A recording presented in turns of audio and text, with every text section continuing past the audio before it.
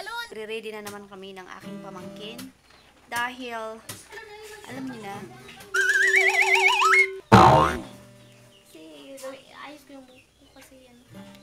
Malapit na nga ulit kami sa aming pinag-iigiban nang nagtataka na lang talaga sa aming dalaga dahil yung pamangkin ko na isa lumihis na naman sa daanan kasama pa yung dalawang bata. Balak kasi niyang umakyat na naman sa puno ng mangga pero pinigilan ko na lang. Tama na yan! Sunod ka na umakyat! Ano ba inisip mo? Ilak, anggoy. Ay, ko pinabot sa balon. Ilak, anggoy. Ano yun, maraming mga puno dito. Baka gusto mong akyatin lahat yan. Wala namang ano yung inaano mo, yung isang tool. Wala namang laman niya. Wala namang bunga yan. Sa mga paligyan, ano ka ba? Ay, yan ka lang makaibigan. Manibig ka nung. Nabuli ako ni auntie. Ano yan? Tsura mo. Wala, iwan. Grabe ka. Kasi binubuli siya tayo. Siya na yung mag-aakyat lahat ng... Oh, ay magkuminto ka dyan. Bakit kuminto dito? Ah. Tinigyan lang naman kita kasi kinakausap natin ba? Wala talaga. Wala talaga. Wala akong magawa kung mga tubig.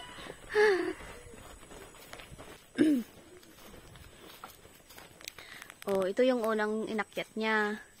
Pangalawa yan.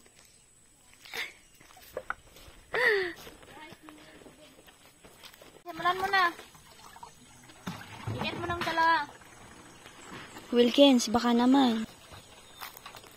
Ganyan nga yung routine ng buhay namin simula nung mawalan-walan kami ng tubig. Ngayon taon na talaga to yung talagang sobrang malala dahil halos 2 buwan na kaming walang tubig. Hindi ko alam kung bakit. So, tawa now, iyak later. Ganyan nga yung dinadaanan namin, medyo matarik bago ka pa makarating sa taas na semento na. So, sa mga nagsasabi na ang arte-arte ko, hoy, huwag ganon, baka pati ikaw, buhatin ko. Cheers! Wala naman siguro nagsasabi sa akin ng ganun, no, dahil wala pa naman ako naririnig. Diba? So, ganyan nga po yung daanan namin papunta sa taas dahil at least kahit pa paano sa taas nasementuhan na. Pero para sa akin, parang maganda to na bonding dahil tignan mo naman yung dating naghahawak ng gadget at puro nood na lang, ngayon nag-iigim na. At isama mo pa yung ate na pag tinawag mo sa kwarto ay lagi daw busy. O, tignan mo, nag-iigib na rin.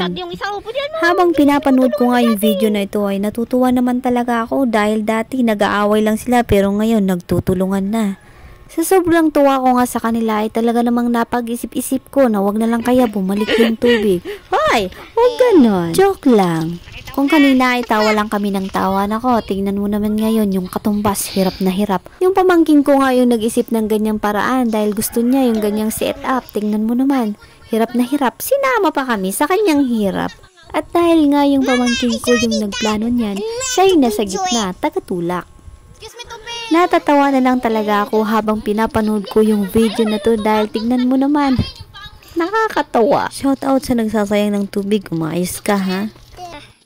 Sa mga ganyang klase nga ay minsan ayoko nang magtiwala sa desisyon ng aking pamangkin dahil tignan mo naman yan.